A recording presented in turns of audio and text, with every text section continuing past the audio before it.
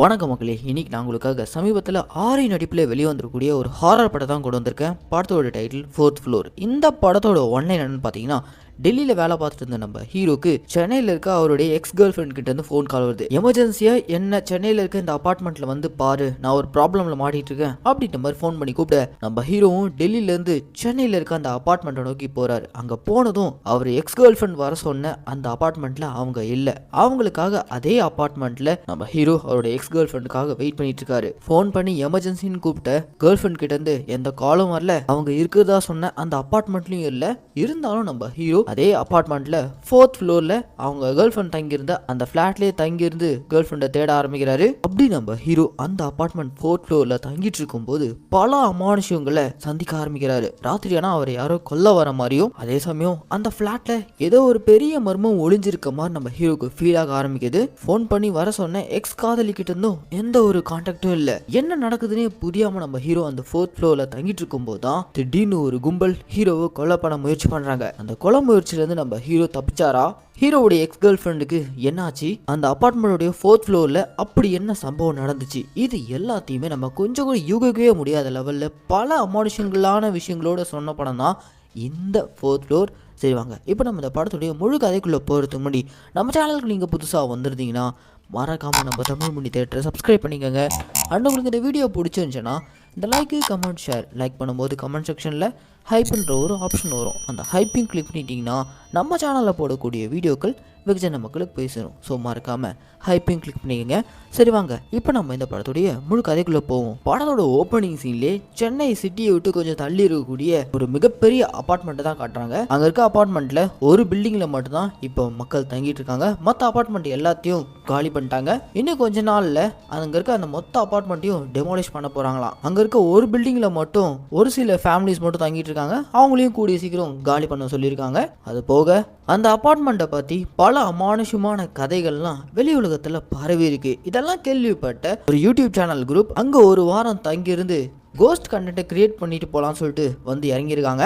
ஒரு நாளைக்கு 2500 வாடகை பேசி அந்த யூடியூப் சேனல் கேங் அங்கே வந்து தங்க வந்திருக்க அந்த பசங்க கிட்ட சந்திரமுகி படத்தில் தெற்க இருக்க ரூம் பக்கம் மட்டும் போயிடக்கூடாது அப்படின்ற மாதிரி சொல்லுவாங்கல்ல, அந்த மாதிரி தான் இந்த அப்பார்ட்மெண்ட்டில் நீங்கள் எங்கே வேணால் தங்கிக்கலாம், ஆனால் ஃபோர்த் ஃப்ளோருக்கு மட்டும் போகவே கூடாது அப்படின்ற மாதிரியான ஒரு கண்டிஷனோட தான் அந்த பசங்களை அங்கே தங்க விடுறாங்க. இந்த சேனல்காரனுங்களும் ஓகேன்னு சொல்லிட்டு அந்த ஃபோர்த் ஃப்ளோர் பக்கம் போகாமல் மற்ற இடங்கள்லாம் போயிட்டு இவங்க கண்டென்ட்டுக்கு தேவையான விஷயங்களை மட்டும் ஷூட் பண்ண ஆரம்பிச்சிட்டாங்க.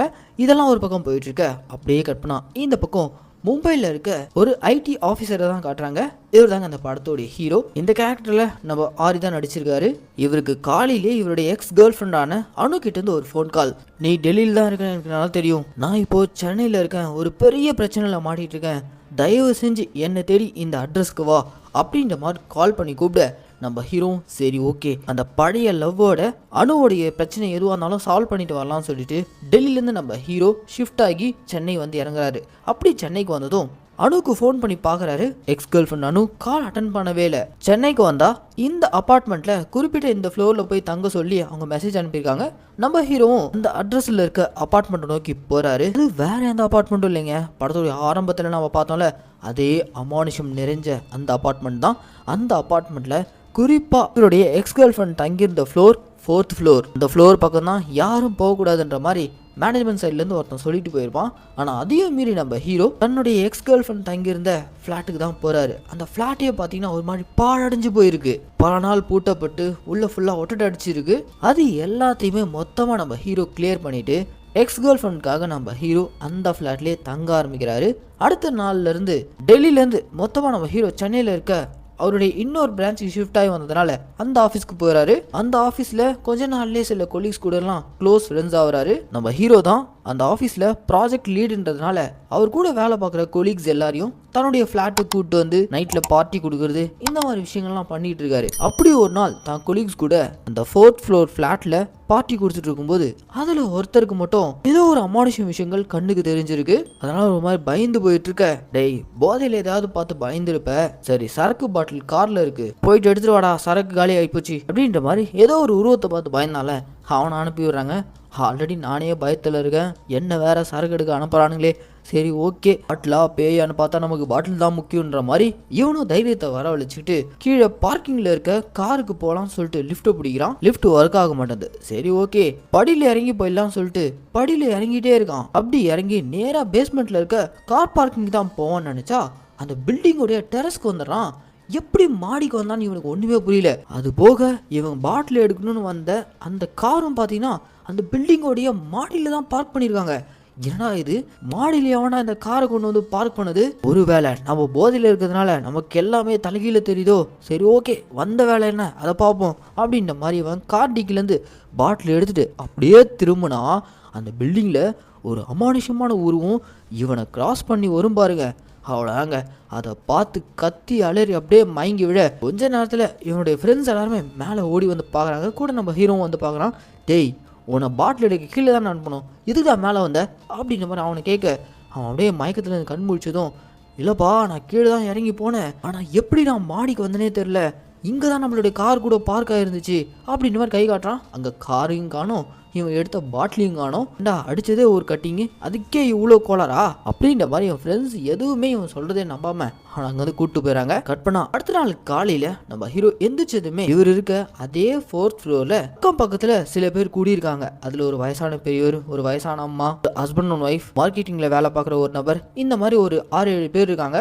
அவங்க எல்லாரும் நம்ம ஹீரோ கிட்ட வந்து இன்ட்ரோடியூஸ் ஆகி பேசிக்கிட்டு இருக்காங்க. அப்பா, நீ தான் இப்போ புதுசாக இந்த ஃப்ளாட்டுக்கு வந்திருக்கியா? இதுக்கு முன்னாடி இந்த ஃப்ளாட்ல ஒரு பொண்ணு இருந்தாப்பா அப்படின்ற மாதிரி நம்ம ஹீரோவுடைய எக்ஸான அனுபவ பத்தி தான் சொல்லிட்டு இருக்காங்க. அது போக அந்த வயசான பெரியவர், அந்த வயசான அம்மா, அவங்களுடைய பசங்க எல்லாருமே ஃபாரின்ல செட்டில் ஆயிட்டாங்களாம். இந்த ஃப்ளாட்ல ஒரு அனாதை மாதிரி தான் இவர் தங்கிட்டு இருக்கதா அந்த வயசான பெரியவங்க எல்லாம் சொல்லிட்டு இருக்க நம்ம ஹீரோவும் பார்த்த அன்னைக்கே இவங்கெல்லாம் என்ன நம்மள பார்த்த அன்னைக்கே ஒரு மாதிரி பயங்கர எமோஷனலா கனெக்டடா பேசுறாங்களே அப்படின்ற மாதிரி ஒரு ஃபீலோட பேசிட்டு இருக்காரு. அப்படி அந்த ஃப்ளோர்ல தங்கி இருக்கவங்க எல்லார்கிட்டையும் பேசிட்டு நம்ம ஹீரோ அப்படியே கீழே ஜாகிங் வராரு. அப்படி ஜாகிங் வரும்போது வெளியில பாத்தீங்கன்னா ஒரு குறிப்பிட்ட இடத்துல ஏகப்பட்ட ஸ்நாக்ஸ் பேக்கெட் கவர்ஸா இருக்கு. இதெல்லாம் யார் சாப்பிட்டு இங்க போட்டிருக்கா அப்படின்ற மாதிரி நம்ம ஹீரோ குழப்பத்தோட எடுத்து பார்த்துட்டு இருக்காரு. ஏன்னா அந்த மொத்த பில்டிங்ல பெருசா யார்கிட்டயும் குழந்தைங்களே கிடையாது. ஆனா சாப்பிட்டு போட்டிருக்க அந்த கவர் எல்லாமே குழந்தைங்க சாப்பிடக்கூடிய ஜங்க் ஃபுட்ஸ். இதை யார் எடுத்துட்டு வந்து இங்க போட்டிருப்பா அப்படின்ற மாதிரி குழப்பத்தோட அந்த கவர் எல்லாம் எடுத்து பார்த்துட்டு அதுக்கப்புறம் நம்ம ஹீரோ ஆஃபீஸ் கிளம்பி போயிடாரு. ஆஃபீஸ் வேலை எல்லாம் முடிச்சுட்டு ரிட்டர்ன் ஃபிளாட்டுக்கு வந்ததும் தொடர்ந்து தன்னுடைய எக்ஸ் கேர்ள் ஃப்ரெண்டுக்கு தான் கால் பண்ண ட்ரை பண்ணிட்டு இருக்காரு.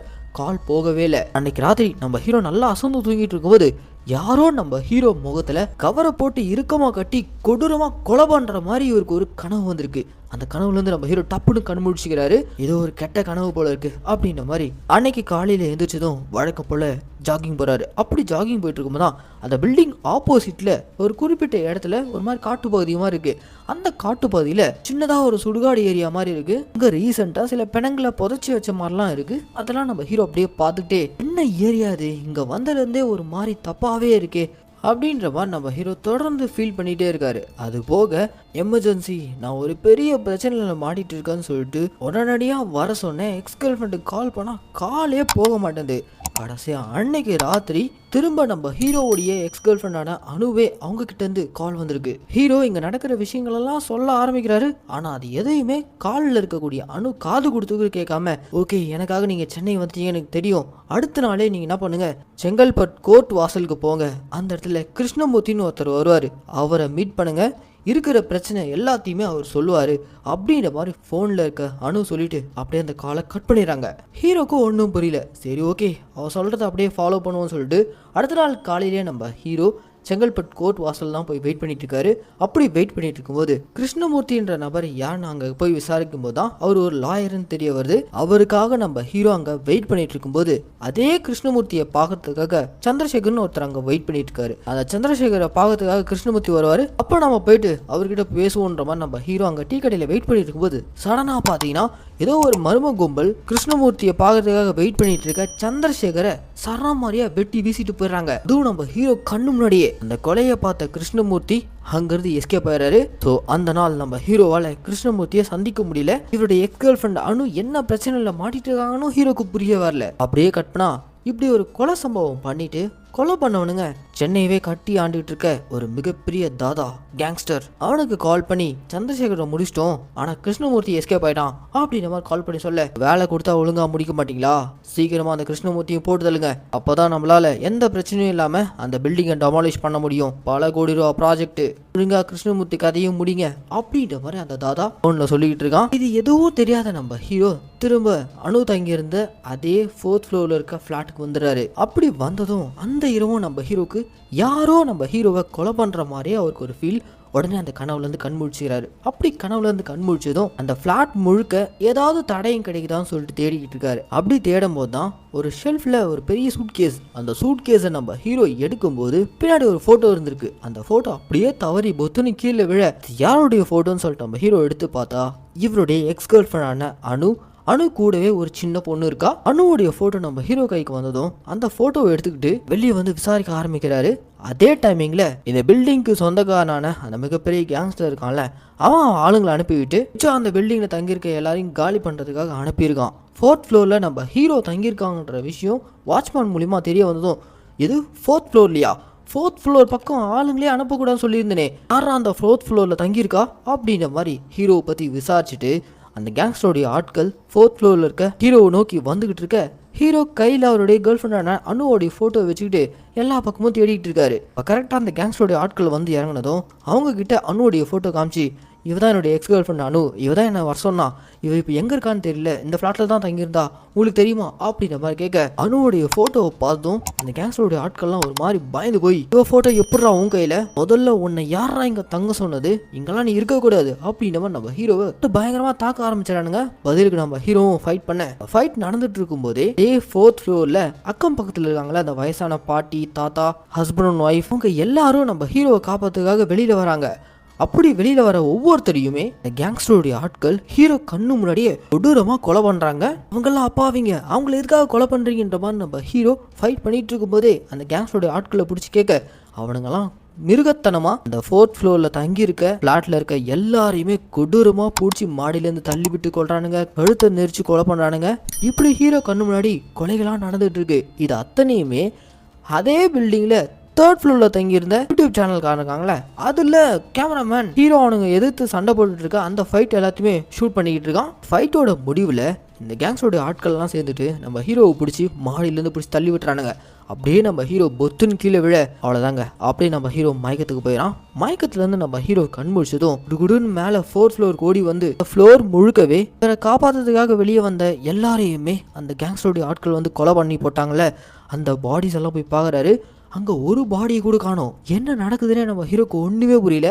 அப்போ தான் 3rd ஃப்ளோரில் அந்த யூடியூப் சேனல்காரன் ஷூட் பண்ணான்ல, அவன் அந்த வீடியோ எடுத்துகிட்டு வந்து காட்டுறான். அந்த வீடியோவில் அந்த கேங்ஸ்டருடைய ஆட்கள் ஹீரோ மட்டும்தான் அடிச்சு போட்டு போயிருப்பானுங்களே தவிர, ஹீரோ பார்த்த 4th ஃப்ளோரில் தங்கியிருந்த வயசான தாத்தா, பாட்டி, ஹஸ்பண்ட் அண்ட் ஒய்ஃப் இவங்க யாருமே கிடையாது. இவங்க எல்லாருமே நம்ம ஹீரோவுடைய கண்ணுக்கு மட்டும் தான் தெரிஞ்சிருக்காங்களே தவிர, அப்படி ஒருத்தங்க யாரும் அந்த 4th ஃப்ளோரில் தங்கவே இல்லைன்னு அங்கே புரிய வருது.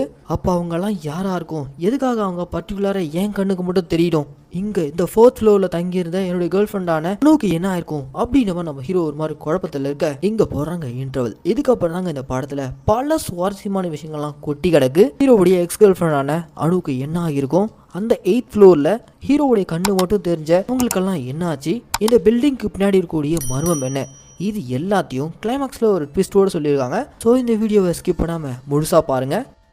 இப்போ இன்டர்வலுக்கு அப்புறம் என்ன நடக்குதுன்னா, நம்ம ஹீரோ கண்ணுக்கு மட்டும் அந்த 4th ஃப்ளோரில் தங்கியிருந்தவங்களுடைய உருவம்லாம் தெரிஞ்சிச்சுல, அவங்கெல்லாம் யாரும் சொல்லிட்டு தேட ஆரம்பிக்கிறாரு. ஹீரோ சொல்லக்கூடிய அந்த நபர்களை பற்றி எந்த ஒரு தகவலுமே கிடைக்கல. இவர் இங்கே வர வச்ச இவருடைய எக்ஸ் கேர்ள் ஃப்ரெண்டான அணுவை பற்றியும் எந்த தகவல் தெரியல. என்னடா பண்ணுறது, எங்கே போகிறதுன்னு தெரியாமல் நம்ம ஹீரோ ஒரு மாதிரி குழப்பத்தில் போயிட்டே இருக்கும்போது தான் போகிற வழியில் ஒரு சாமியார் நம்ம ஹீரோவை பார்த்துட்டு, நீ ஒரு பெரிய குழப்பத்தில் சிக்கிக்கிட்டு இருக்க, ஆனால் உண்மை என்ன தெரியுமா, உனக்குள்ளே எழுந்திருக்க எல்லா கேள்விகளுக்கும் நீ இருக்கக்கூடிய இடத்துலே தான் பதில் இருக்கு, அந்த பதில் உன்னை தேடி வரும் அப்படின்ற மாதிரிலாம் சம்மந்தமே இல்லாமல் போகிற வழியில் ஒரு சாமியார் சொல்லிட்டு போக, அப்போ அங்கே காத்துல ஒரு துண்டு நியூஸ் பேப்பர் நம்ம ஹீரோ மேல வந்து அடிக்குது. அந்த நியூஸ் பேப்பரை பிரிச்சு பார்த்தா, சில நாட்களுக்கு முன்பு மார்க் ராயல் அபார்ட்மெண்ட்டை சேர்ந்த ஒரு வயசான பெரியவர் மாடியிலிருந்து கால் தவறி கீழே விழுந்து இறந்துட்டாரு அப்படின்ற மாதிரி போட்டோ போட்டிருக்காங்க. அந்த வயசான பெரியவர் இப்ப நம்ம ஹீரோ தங்கியிருக்க அந்த 4th ஃப்ளோர்ல ஒரு நெய்பரா தங்கியிருந்தவர் தான். இந்த ஒரு நியூஸை வச்சு 4th ஃப்ளோர்ல தங்கியிருந்த மற்றவங்களுக்கெல்லாம் என்னாச்சுன்னு சொல்லிட்டு ஹீரோ போயிட்டு தேட ஆரம்பிக்கிறாரு.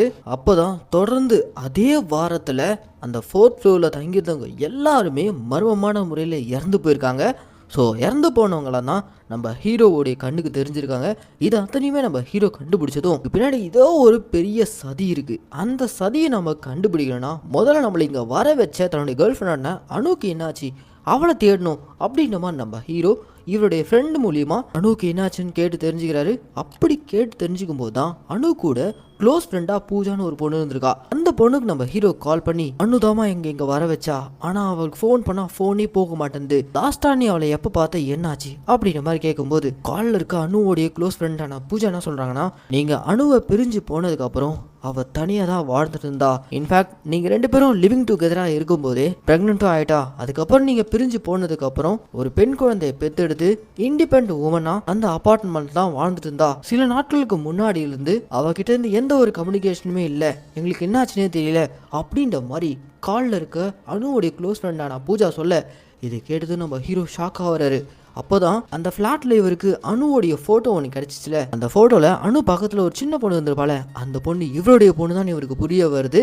அந்த ஃபோட்டோவை பிடிச்சி கதறி அழுதுகிட்டே இவர் ஃப்ளாஷ்பேக்குள்ளே போகிறாரு. அந்த ஃப்ளாஷ்பேக்கில் நம்ம ஹீரோவும் அனுவும் சென்னையில் ஒன்றா ஒரே ஆஃபீஸில் வேலை பார்த்துட்டு இருக்கும்போது லவ் பண்ணிட்டு லிவிங் டுகெதரில் ஒன்றா வாழ்ந்துட்டு இருந்திருப்பாங்க. அப்படி இவங்க ஒன்றா வாழ்ந்துட்டு இருக்கும்போது நம்ம ஹீரோ கொஞ்சம் அளவுக்கு மீறி பயங்கரமாக செலவு பண்ண ஆரம்பிச்சிருக்காரு. இஎம்ஐயில் நிறைய காரு பைக் இந்த மாதிரிலாம் வாங்க ஆரம்பிச்சிருக்காரு. ஒரு நாள் திடீர்னு வேலை போனதில் வீட்டில் இருக்க ஒவ்வொரு பொருளாக பேங்க் காரனுங்க எடுத்துகிட்டு போயிட்டானுங்க. இதனால அனு நம்ம ஹீரோ கிட்ட பயங்கரமாக சண்டை போட்டிருக்காங்க. இதுக்கு தான் அளவுக்கு மீறி செலவு பண்ணக்கூடாதுன்னு சொன்னது. இப்போ எந்த ஒரு வேலை வெட்டிக்கும் போகாம மாசமானா இஎம்ஐயும் கட்டாம கடனாளி ஆயிடும், ஒழுங்கா பொறுப்பா வச்சிருக்கலாம்ல அப்படின்ற மாதிரிலாம் அனு கேட்க, எனக்கு எப்போ என்ன பண்ணணும்னு எனக்கு தெரியும், நீ ஒன்றும் அட்வைஸ் பண்ணாத அப்படின்ற மாதிரி நம்ம ஹீரோ அனு கிட்ட சண்டை போட்டிருப்பாரு. இந்த சண்டை பெருசாகி தான் இவங்க 2 பேரும் பிரிஞ்சிருப்பாங்க. அதுக்கப்புறம் நம்ம ஹீரோ மொத்தமா சென்னையிலேருந்து ஷிஃப்ட் ஆகி மும்பை போய் செட்டில் ஆயிருப்பாரு. இடைப்பட்ட காலத்தில் தான் அனு நம்ம ஹீரோ கூட லிவிங் டுகெதர்ல இருக்கும்போது பிரெக்னென்ட் ஆயிருக்காங்க. அந்த குழந்தையை பெத்தெடுத்து ஒரு இண்டிபெண்டன்ட் உமனா அந்த குழந்தைய வளர்த்துக்கிட்டு அந்த அபார்ட்மெண்ட்ல தங்கி இருந்திருக்காங்க. இப்போ அந்த குழந்தைக்கும் என்னாச்சுன்னு தெரியல, அணுக்கும் என்னாச்சுன்னு தெரியல. கற்பனா அடுத்த நாள் நம்ம ஹீரோ அந்த ஏரியா ஸ்டேஷனுக்கு போயிட்டு தன்னுடைய ஒய்ஃபும் பெண் குழந்தையும் காணுன்ற மாதிரி கம்ப்ளைண்ட் கொடுக்க, யார் உன்னோட ஒய்ஃப் எங்க தங்கியிருந்தாங்கன்ற மாதிரிலாம் போலீஸ்காரங்க கேட்க, இந்த மாதிரி மார்க் ராயல் அபார்ட்மெண்ட் அங்கதான் தங்கியிருந்தா, அவளுக்கு என்னாச்சுன்னே தெரியல அப்படின்ற மாதிரிலாம் நம்ம ஹீரோ எமோஷன் ஆகி கேட்க, இது மார்க் ராயல் அபார்ட்மெண்டா, ஒரு 2 வாரத்துக்கு முன்னாடி கிருஷ்ணமூர்த்தின்ற நபரும் இதே பொண்ணு பேர் சொல்லி மிஸ்ஸிங் கேஸ்னு வந்தாரே அப்படின்ற மாதிரி இன்ஸ்பெக்டர் சொல்ல, எது கிருஷ்ணமூர்த்தியா, நான் அந்த கிருஷ்ணமூர்த்தியை பார்க்கணும், ஒரு ஸ்டேஷனை கான்டாக்ட் பண்ணாருன்னா தயவு செஞ்சு எனக்கு கால் பண்ணி சொல்லுங்க அப்படின்ற மாதிரி சொல்லிட்டு நம்ம ஹீரோ அங்கேருந்து கிளம்ப, அந்த ஸ்டேஷன் இன்ஸ்பெக்டர் இருக்கான்ல அவன் இந்த மார்க் ராயல் அபார்ட்மெண்ட்ன்ற அந்த அபார்ட்மெண்ட்டுடைய பேரை சொன்னதுமே இப்போ அந்த மிகப்பெரிய கேங்ஸ்டர் அவனுடைய பேர் சிவம், அவனுக்கு கால் பண்ணி, சார் இந்த மாதிரி அபார்ட்மெண்ட் வந்து ஒருத்தன் அணுன்ற பொண்ணை தேடி வந்திருக்கான், என்ன ஏதுன்னு விசாரிங்க அப்படின்ற மாதிரி இந்த இன்ஸ்பெக்டர் வில்லன் சிவன் கிட்ட போட்டு கொடுக்க, சரி அவனை நான் பாத்துக்கிறேன், முதல்ல இந்த கிருஷ்ணமூர்த்தியோட கதையை முடிக்கணும், எங்க ஓடி ஒளிஞ்சிருக்கான்னு சீக்கிரம் கண்டுபிடிச்சு சொல்லுங்க அப்படின்ற மாதிரி அந்த கேங்ஸ்டர் போலீஸ் கிட்ட சொல்லிக்கிட்டு இருக்கான். அப்படியே கட் பண்ணா இந்த பக்கம் நம்ம ஹீரோ ரிட்டர்ன் அதே அபார்ட்மெண்ட்டுக்கு வந்ததும் ராத்திரியில திரும்பவும் நம்ம ஹீரோவை யாரோ கொலை பண்ண ட்ரை பண்றாங்கன்ற மாதிரியே ஹீரோக்கு ஃபீல் ஆகுது. கனவுல அந்த அபார்ட்மெண்ட்டுக்கு ஆப்போசிட்ல ஒரு சுடுகாடை பார்த்தால, அந்த சுடுகாட்டு கிட்ட நம்ம ஹீரோவை யாரோ அடிச்சு தரன்னு இழுத்துட்டு போயிட்டு அந்த சுடுகாட்டில் ஒரு பெரிய பள்ளத்தை தோண்டி அந்த குழிக்குள்ள நம்ம ஹீரோ தள்ளி விடுறாங்க. அப்படி தள்ளி விடக்கூடிய அந்த நபர் யாருன்னு பார்த்தா அதுவும் நம்ம ஹீரோவா இருக்காரு. அப்படி இந்த கனவுல நம்ம ஹீரோ கண் முழிச்சதும் அந்த அபார்ட்மெண்ட்ல ஒரு குறிப்பிட்ட அறைக்குள்ள இருந்து ஒரு விதமான சத்தம் கேக்குது. எங்க இருந்து அந்த சத்தம் வருதுன்னு சொல்லிட்டு அப்படியே இப்போ வெளியே தேடி போயிட்டு இருக்காரு. அப்படியே தேடி போகும்போது தான் சிப்ஸ் பாக்கெட்டோடைய கவர் அப்படியே காத்துல அடிச்சுட்டு ஒரு டோர் கிட்ட போய் நிக்குது. அந்த டோருக்குள்ளே இருந்தால் அந்த சத்தம் வந்துட்டு இருக்கு. நம்ம ஹீரோ அந்த டோரை பிரேக் பண்ணிட்டு உள்ளுக்குள்ளே போய் பார்க்குறாரு. உள்ளே போனால் ஃபுல்லாக ஜங்க் ஃபுட்ஸோடைய ஸ்டோரேஜ் ரூம் மாதிரி இருக்குது. ஃபுல்லாக ஏகப்பட்ட அட்டைப்பெட்டிகளாக இருக்குது. அந்த அட்டைப்பெட்டிகளுக்கெல்லாம் அந்த பக்கம் ஒரு சின்ன பொண்ணு ஒரு மாதிரி ஃபிட்ஸ் வந்து துடிச்சிக்கிட்டு இருக்கா. யார் அந்த பொண்ணுன்னு சொல்லிட்டு தேடி போய் தூக்கி பார்த்தா அது வேற யாரும் இல்லைங்க, இவருக்கும் அணுக்கும் பிறந்த அந்த சின்ன பொண்ணு. இவ்வளோ நாள் இந்த அறைக்குள்ள இந்த பாக்ஸில் இருக்கக்கூடிய ஜங்க் ஃபுட்ஸாக சாப்பிட்டு தான் உயிர் வாழ்ந்துட்டு இருந்திருக்கா. ஆரம்பத்தில் இந்த அபார்ட்மெண்ட்டுக்கு கீழே ஏகப்பட்ட ஜங்க் ஃபுட்ஸோடைய பிளாஸ்டிக் கவர்லாம் பார்த்தார்ல, அது எல்லாமே இங்கே இந்த பொண்ணு சாப்பிட்டு போட்டதாக தான் இருக்கும். சின்ன பொண்ணு உயிருக்கு பயந்து இங்கே ஒளிஞ்சிட்டு இருக்க மாதிரி தெரியுது. உடனே நம்ம ஹீரோ அந்த குழந்தைய தூக்கிட்டு நேராக ஹாஸ்பிட்டல் கூட்டு வந்து சேர்த்துறாரு. அப்படி ஹாஸ்பிட்டல் கூட்டு வந்து சேர்த்ததும் அங்கே டாக்டர் செக் பண்ணி பார்த்துட்டு பல நாட்களாகவே இந்த பொண்ணு வெறும் ஜங்க் ஃபுட்டாக தான் சாப்பிட்ருக்கா. அதோடைய விளைவாக தான் இந்த பொண்ணு மயக்கத்துக்கு போயிருக்கு. பிரச்சனை இல்லை, இன்னும் கொஞ்சம் நேரத்தில் கண் முடிச்சிருவா, அதுக்கப்புறம் வீட்டுக்கு கூட்டு போயிட்டு கேரிங்காக பார்த்துக்குங்க அப்படி நம்ம டாக்டர் அட்வைஸ் பண்ண உடனே நம்ம ஹீரோவும் இவ்வளோ நாள் தனக்குன்னு யாரும் இல்லைன்னு நினைச்சிட்டு இருக்கும்போது அனு விட்டு போன இவருடைய பெண் குழந்தைய பார்த்து பயங்கரமா எமோஷனா வராரு. அதுல என்ன கொடுமைனா பாவம் அந்த பொண்ணால பேச முடியல. சின்ன பொண்ணு கிட்ட போயிட்டு நான் யாருன்னு தெரியுதா அப்படின்ற நம்ம ஹீரோ கேட்க நல்லாவே தெரியும் அப்படின்ற மாதிரி வயசுல இருந்தே நம்ம ஹீரோவுடைய எக்ஸ் கேர்ள் ஃப்ரெண்டான அனு வந்து ஹீரோவுடைய போட்டோ காமிச்சு இவர் தான் உன்னுடைய அப்பா அப்படின்ற மாதிரி சொல்லி வளர்த்துருப்பாரு. அதனால அந்த பொண்ணால நம்ம ஹீரோவை ஈஸியாக ரெகக்னைஸ் பண்ண முடியுது. அதுக்கப்புறம் நம்ம ஹீரோ அந்த குழந்தைய தூக்கிட்டு அவருடைய ஃப்ளாட்டுக்கே கூப்பிட்டு வந்து வளர்க்க ஆரம்பிச்சிடறாரு. அதே சமயம் ஒரு பக்கம் அணுக்கு என்னாச்சுன்னு தேடிட்டு இருக்காரு. அப்படி தேடிட்டு இருக்கும்போது தான் லாயர் கிருஷ்ணமூர்த்தி கிட்ட இருந்து ஹீரோக்கு ஒரு ஃபோன் கால். என்ன தேடி போலீஸ் ஸ்டேஷன் போயிருந்தீங்களாமே, நான் சொல்ற அட்ரஸ்க்கு வாங்க அப்படின்ற மாதிரி ஆள் நடமாட்டமே இல்லாத ஒரு ஸ்பாட்டுக்கு நம்ம ஹீரோ வர வச்சு நீங்க தான் அணுவை தேடி வந்தவங்களா, ஒரு குழந்தைய கொடுத்துட்டு ஈஸியா பிரிஞ்சு போயிட்டீங்க. பாவம் அந்த அணுன்ற பொண்ணு கல்யாணம் பண்ணிக்காம குழந்தைய பெற்றுக்கிட்டு வீட்லயும் சேர்த்துக்காம இண்டிபெண்டன்ட் உமனா சொசைட்டில கஷ்டப்பட்டு வாழ்ந்துட்டு இருந்தா. அவ சேர்த்து வச்சிருந்த சேமிப்பெல்லாம் போட்டு மார்க் ராயல் அபார்ட்மெண்ட்ல 4th ஃப்ளோர்ல ஒரு ஃபிளாட்டை வாங்கினான். ஆனா அந்த அபார்ட்மெண்ட் ஓனரான மார்க் அங்க தங்கியிருந்த யாருக்குமே ஃபிளாட்ஸ் அவங்க பேருக்கு ரிஜிஸ்டர் பண்ணாமலேயே வச்சிருந்திருக்கான். என்ன ஏதுன்னு கேட்க போனா பிரச்சனை பண்ணி காலி பண்றதுலேயே குறியா இருந்திருக்கான். அதுக்காக தான் ஃபிளாட்டை வித்தும் உங்க பேருக்கு ரிஜிஸ்டர் பண்ணாம இருந்திருக்காங்கன்னா கொஞ்ச நாள்லயே அந்த ஊரை கவர்மெண்ட் செகண்ட் கேபிட்டல்ல அறிவிக்க போறாங்களாம். அப்படி மட்டும் அறிவிச்சிட்டாங்கன்னா இப்ப இருக்கிறத விட 10 மடங்கு லேண்ட் வேல்யூ அதிகமாகவும் பல கோடி லாபம் பார்க்கணுன்றதுக்காகவே அபார்ட்மெண்ட் வாங்கினவங்க எல்லாருமே யங்ஸ்டர் சிவத்தை வச்சு பணத்தை கொடுத்து ஃபில் பண்ணி துரத்தி விட்டு அந்த மொத்த பில்டிங்குமே டெவாலிஷ் பண்றது தான் அவனுடைய பிளானா இருந்திருக்கு. இதுக்கு ஒத்து போகாத 4th ஃப்ளோர்ல தங்கியிருந்தவங்க எல்லாரையுமே கொடூரமா கொலை பண்ணாங்க. இந்த கும்பல் தான் அணுவை கூட ஏதோ பண்ணிருக்கணும். இது சம்பந்தமா நான் கோர்ட்ல கேஸ் போட்டிருக்கேன், நாளைக்கு இந்த கேஸ் கோர்ட் ஹியரிங் வரப்போது, நாளைக்கு கோர்ட்டுக்கு வந்துருங்க அப்படின்ற மாதிரிலாம் இவர் சொல்லிட்டு போக அடுத்த நாள் நம்ம ஹீரோ கோர்ட்டுக்கு போலான்னு போது திடீர்னு பாத்தீங்கன்னா அன்னைக்கு காலையில இந்த கிருஷ்ணமூர்த்தின்ற நபர் மர்மமான முறையில் ஆக்சிடென்ட்ல இறந்து போயிட்டாருன்னு செய்தி வருது. ஆக்சுவலா அவரையும் அந்த கேங்ஸ்டர் கொண்டுட்டான் போல. அந்த நியூஸை தொடர்ந்து இவருடைய பொண்ணு ஒரு டிராயிங் வரைஞ்சி காட்டுறாங்க. அந்த டிராயிங்ல இந்த அப்பார்ட்மெண்ட்டுக்கு ஆப்போசிட்ல ஒரு சுடுகாடு இருக்குல்ல, அந்த சுடுகாட்டுக்கிட்ட தான் அம்மா இருக்கா அப்படின்ற மாதிரி அந்த பொண்ணு வரைஞ்சி காட்ட உடனே நம்ம ஹீரோ அந்த சுடுகாட்டுக்கு போயிட்டு ரீசெண்டாக புதைச்சிருக்க கல்லறையே தோண்ட சொல்றாரு. அப்படி எல்லாரும் முன்னாடி தோண்டும் போது தான் உள்ளுக்குள்ள ஒரு பாடி கிடைக்குது. அந்த பாடியோடு சேர்த்து ஒரு மொபைல் ஃபோனும் இருக்கு. எஸ், அது இறந்து போன அணுவோடைய பாடி, அவங்க யூஸ் பண்ண ஃபோன். கேங்ஸ்டர் சிவம் கொடூரமா அணுவை கொலை பண்ணி இங்க கொண்டு வந்து புதைச்சிருக்கான். இறந்து போன அணு உங்களுடைய ஆன்மா தான் ஹீரோக்கு ஃபோன் பண்ணி இங்க வர வச்சிருக்கு. இது எல்லாமே நம்ம ஹீரோ புரிஞ்சுக்கிறாரு. அடுத்த நாளே நம்ம ஹீரோ பிரஸ் மீட்டை வச்சு கேங்ஸ்டர் சிவம், கார்பரேட் கம்பெனி ஓனரான மார்க், பில்டிங் மாஃபியாக்கு பின்னாடி ஒளிஞ்சிருக்க அரசியல் அதிகாரிகள், இவங்க எல்லாரையும் பத்தி பிரஸ் மீட்ல ஓப்பனா சொல்றாரு. அங்க நடந்த கொலைகள் அதை பத்தியெல்லாம் சொல்லி கூடிய சீக்கிரம் இந்த பில்டிங்ல உயிர் விட்டவங்களுக்காக நியாயம் கிடைச்சே ஆகணும் அப்படின்ற மாதிரி பிரஸ் மீட்ல சொல்லிட்டு இருக்காரு. கோர்ட் ஹியரிங்ல நான் எல்லா ஆதாரத்தையும் சப்மிட் பண்ண போறதாகவும் சொல்லிட்டு இருக்காரு. இதெல்லாம் நடந்துட்டு இருக்கும் போதே ஹீரோக்கு கேங்ஸ்டர் சிவம் கிட்ட இருந்து ஒரு ஃபோன் கால். உங்ககிட்ட இருக்க ஆதாரத்தெல்லாம் எடுத்துட்டு நேரா ராயல் பில்டிங்ல இருக்க 4th ஃப்ளோர்ல இருக்க உன் ஃபிளாட்டுக்கு வா. ஏன்னா இப்போதைக்கு உனக்கு சொந்தம்னு மிஞ்சி இருக்க உன்னுடைய பொண்ணு என் பிடியில இருக்கா, அவ உயிரோட வேணும்னா அந்த ஆதாரத்தெல்லாம் எடுத்துட்டு வா அப்படின்ற மாதிரி மிரட்டி கூப்பிட நம்ம ஹீரோவும் உடனே கிளம்பி அந்த ஸ்பாட்டுக்கு வந்து பாக்குறாரு. அங்க அந்த கேங்ஸ்டர் நம்ம ஹீரோ போட்டு அடிச்சு நொறுக்கி கை காலெல்லாம் கட்டி சேர்ல உட்கார வச்சு உன்னுடைய கேர்ள் ஃப்ரெண்ட் அனு இருக்கால, அவளும் உன்ன மாதிரியே தான் என்னை பிடிச்சி ஜெயிலில் போகிறேன் அப்படி இப்படின்னா இதே இடத்துல தான் வச்சு அடிச்சு கொடூரமா கொன்று துடிக்க அவள் பாடி கொண்டு போயிட்டு ஆப்போசிட்ல புதைச்சிட்டு வந்தேன். அடுத்து உன்னையும் அங்கே தான் புதைக்க போறேன், உன் பொண்ணையும் கொண்டுருவோம் அப்படின்ற மாதிரிலாம் சொல்லிட்டு இருக்கும்போதே நம்ம ஹீரோக்குள்ள ஏதோ ஒரு அமானுஷம் புகுந்த மாதிரி டப்புனு எக்ஸ்ட்ரா பவர் வந்த மாதிரி கை கட்டுகளெல்லாம் அறுத்து எரிஞ்சு இந்த வில்லனுடைய ஆட்களை அடிச்சு நூறுக்க ஆரம்பிச்சாரு. அந்த ஃபைட் நடந்துட்டு இருக்கும்போதே இந்த வில்லன் அந்த பில்டிங் முழுக்க டெமாலிஷ் பண்றதுக்காக பாம்பு செட் பண்ணியிருக்கான். வெளியில அந்த பாம்பு பிளாஸ்ட் பண்றதுக்காக ஆளுங்க கால் பண்ணி இறங்கி வந்ததும் டெட்டனேட்டரை ஆன் பண்ணிட்டு சொல்லியிருப்பாரு. ஆனா வெளியில் நின்றுட்டு இருந்தவன் அப்பவே டைமிங் ஆன் பண்ணிடுவான். அவ்வளவுதான், இன்னும் சில வினாடிகள்ல அந்த பாம்பு வெடிச்சு மொத்த பில்டிங்கும் டெமாலிஷ் ஆக போகுது. தெரிஞ்சிட்ட இந்த கேங்ஸ்டர் அவன் ஆளுங்களோட அங்க தப்பிக்க பாக்குறான். தப்பிக்கிறதுக்காக லிஃப்ட் பிடிக்க வந்தா லிஃப்ட் ஒர்க் ஆகல. ஸ்டெப்ஸ் வழியாக இறங்க பார்க்குறான். ஆனால் அந்த ஸ்டெப்ஸில் இறங்கினாதான் நேராக மாடிக்கு தான் போகிறான். இடையில நம்ம ஹீரோ தன்னுடைய பெண் குழந்தையை காப்பாற்றிட்டு அங்கேருந்து தப்பிச்சு போக பார்க்குறாரு. ஹீரோ அந்த பெண் குழந்தையோட அந்த பில்டிங்லேருந்து தப்பிக்க பாம்பு வெடிச்சு அந்த பில்டிங்கோடு சேர்ந்து கேங்ஸ்டர் சிவமும் மொத்தமாக அந்த ஸ்பாட்லேயே அழிகிறான். கடைசியாக வில்லன் அழிஞ்சதோட நம்ம ஹீரோ தன் பெண் குழந்தையோட அங்கேருந்து சேஃபாக தப்பிக்கிறாரு. அதுக்கப்புறம் நம்ம ஹீரோ புதுசாக தான் குழந்தைக்காக ஒரு புது வாழ்க்கையை ஆரம்பிக்கிறாரு. அப்படியே இந்த படத்தையும் முடிக்கிறாங்க. என்ன மக்களே, இந்த படத்துக்கு நான் கொடுத்த வாய்ஸ் அவர் கண்டிப்பாக உங்களுக்கு பிடிச்சிருக்கும்னு நான் நம்புகிறேன். இதே மாதிரி தொடர்ந்து நம்ம மினி தியேட்டரில் ரிலீஸ் ஆகக்கூடிய படங்களெல்லாம் நீங்கள் பார்க்கணுன்னு ஆசைப்பட்டீங்கன்னா மறக்காம நம்ம தமிழ் மீடியா தியேட்டரை சப்ஸ்கிரைப் பண்ணிக்கோங்க. அண்ட் உங்களுக்கு இந்த வீடியோ பிடிச்சிருந்துச்சுன்னா அந்த லைக் கமெண்ட் ஷேர் லைக் பண்ணும்போது கமெண்ட் செக்ஷனில் ஹைப் பண்ணுற ஒரு ஆப்ஷன் வரும். அந்த ஹைப்பிங் கிளிக் பண்ணிக்கிட்டிங்கன்னா நம்ம சேனலில் போடக்கூடிய வீடியோக்கள் வெகுஜன மக்களுக்கு போய் சேரும். ஸோ மறக்காம ஹைப்பிங் கிளிக் பண்ணிக்கோங்க. சரி மக்களே, இதே மாதிரி ஒரு சூப்பரான தரமான படத்தோட நான் உங்களை நாளைக்கு வந்து சந்திக்கிறேன். டாடா பாய்.